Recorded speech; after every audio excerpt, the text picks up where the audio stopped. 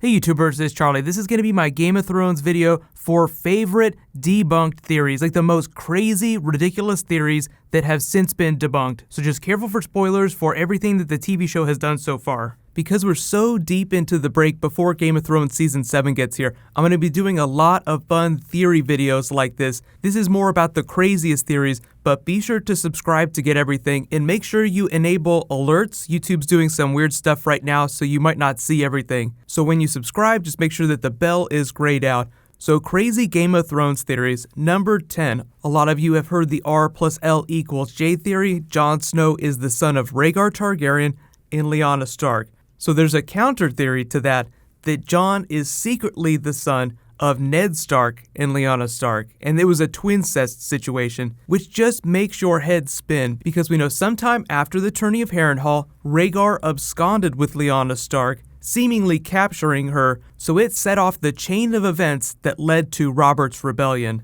Between that time and the end of Robert's Rebellion, when Ned Stark finally found Lyanna in the Tower of Joy, in this, pool of blood, more than a year had passed, meaning that she could not have been pregnant by Ned Stark. So first big theory debunked, and you didn't even need to watch Season 6 to do it. You literally could have just looked at the timeline. One of the things that Martin does in the books is spell dates out, so he gives you the clues you need to parse the timeline. So even though the series has not officially confirmed R plus L equals J, it is definitely not N plus L equals J. Thank God. Number 9. There are a lot of theories about people secretly being other people. You're not a character in Game of Thrones until you might secretly be another character in disguise. So there was a theory that Benjen Stark was secretly Daario and had gone to make a new life in the East, like he just completely bailed on the Watch. Now we know the TV show is just a little different from the books, and what the TV show has done is use Benjen as Cold Hands from the books. Cold Hands is sort of like this half-turned White Walker who still has a little bit of his mind left and is able to help Bran Stark as he's going to see the last Greenseer. So even though the show has used Benjen in a slightly different way from the books, Martin has said that he will eventually pop back up again, meaning that Daario has to be another character. Next big one, number 8, Roose Bolton is actually a half-human, half-other skin changer who has used the faces of the people he's flayed, House Bolton, the flayed man, to survive for a long time in disguise. So he's an extremely long-lived person just masquerading as this Lord of Westeros.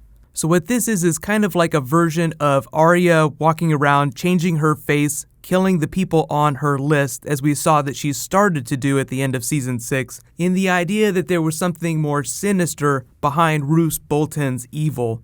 But as we know from the TV show, from the books, Roose is just a terrible, terrible person. The story that he told Ramsay about his mother was horrifying. How he basically raped her, killed the woman's husband, then when she came back later with the baby Ramsay, almost decided to kill him, but took him in. Out of the kindness of his heart. What a charitable person. It almost made you feel a little bad for Ramsay after that. Of course, Ramsay himself is a very terrible person. The show did heighten him just a little bit. He's a terrible person in the books, but he's not quite as big a character as he was on the TV show. It's just that there's fewer characters on the TV show, so it's seemingly focused on him more.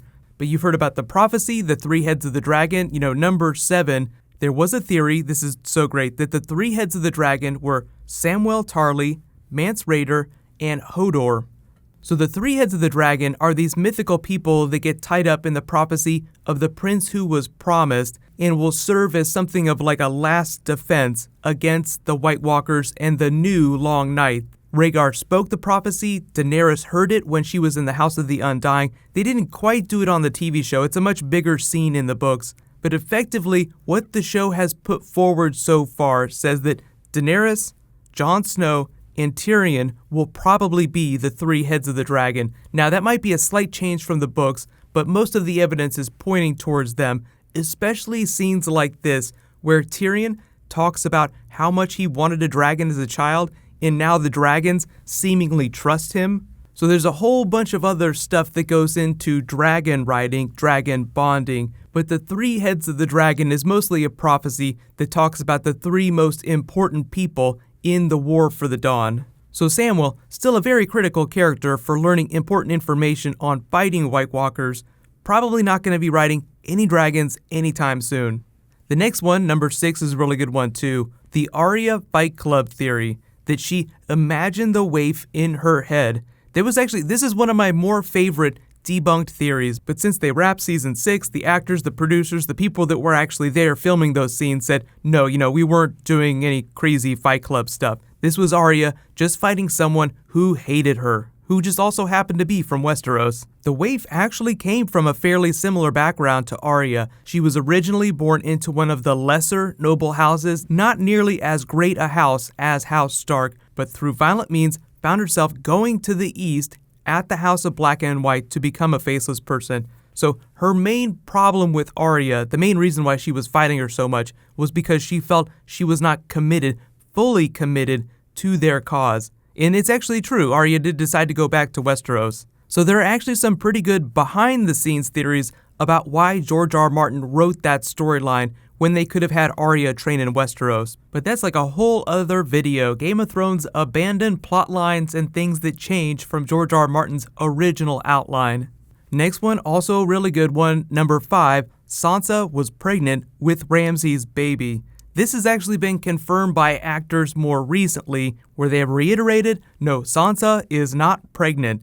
The whole reason this got started was because when they were promoting season 6, they released a couple photos, and Sansa had a dress that was just really bulky, like the winter coat that she escaped in when she and Theon were running from Ramsay's dogs. She looked like she had this bulge in her dress, so people thought that might mean that she's pregnant. But the timeline didn't work out, and it was just a really WTF twist that people were hoping were true just because the show had been piling on Sansa so much since season 5 with this whole Ramsay storyline. Let's see how much we can drag her through the mud. And even when he met his untimely end at the mouths of his own dogs and said to Sansa, some of me is inside of you, like he implied that there was some of him that would live on in her. He was mostly talking about the seed of evil, but some people doubled down on the pregnant Sansa theory and felt like this meant that she actually had like a literal baby, literal Ramsay seed growing inside of her. But since then, the actors have confirmed this is not the case. So no pregnant Sansa. Next one, number 4. Martin is a big Tolkien fan, as we all are, but some people believe that Westeros, A Song of Ice and Fire, the world itself, is just the world of the Lord of the Rings stories, Middle-earth, 2,000 years after the events of Lord of the Rings. So it's crazy, but some people did believe that A Song of Ice and Fire really was Tolkien fanfic. But typically what people point to when they say why A Song of Ice and Fire is so much better than other fantasy literature is that it doesn't fall into the tropes of recycling Tolkien. So Martin went out of his way to not do Tolkien. So it's like the complete opposite. But some people looking at the map and feeling that both of the series that pull from real life events, like a lot of Game of Thrones is based on real life events in and around Western Europe, so is Tolkien, so they must be the same planet. But it's just another big theory that has been debunked. Number 3, we know that time travel exists, a form of time travel, because Bran is the last Greenseer now, and he can use the Weirwoods to astral project himself into the past. The show has played it a little fast and loose with whether or not he can directly affect the past. Seemingly Ned Stark hears something when Bran calls out to him, but that's mostly them messing with us a little bit. There is a time travel theory that does not involve Bran. There was a very well thought out but misguided theory that Tyrion is secretly the son of Khal Drogo and Daenerys, thanks to blood magic. Now, it just sounds so crazy that already you kind of dismiss it, but it was so well thought out and so crazy, people were fascinated with the idea. But we know that Mirri Maz Duur's blood magic effectively traded Rhaegal, her baby, for Drogo, who came back in this sort of half-life, half-death state and ended up dying again. So that in and of itself became the catalyst for the hatching of her dragons. Blood pays for blood. So really, the blood magic just led to the hatching of her dragons. That was really all that was about. But even when you get into crazy blood magic, Tyrion's birth was witnessed by other people, just in the way that Daenerys' birth was witnessed by people. So number 2, slightly more plausible, but still pretty ridiculous. Ned Stark, secretly a warg, left his body and is still alive out there somewhere today. But the problem with that is that Ned Stark's death is this huge catalyst for the story, so it was necessary that he die, and it would be a big middle finger to take that back this late in the game. And the reason why it's just a little bit better in terms of crazy theories that have been debunked is that Martin has confirmed that all the Stark children and Ned Stark too have wolf dreams. That does not mean that they're all wargs, it just means they have the potential to become wargs if they develop the ability, but in most of them it goes unpracticed, especially someone like Ned Stark. So even if he did have wolf dreams and he could have warged had he been a really badass warg in that moment, he was not and ended up dying. But Nymeria and Ghost are still alive, so there's still people that could warg into their direwolves in the future if they want to go that direction. But number one, this is actually like a really good, crazy theory. This is one of my favorites so far. So there was a theory that Hodor was secretly the Great Other controlling the White Walkers.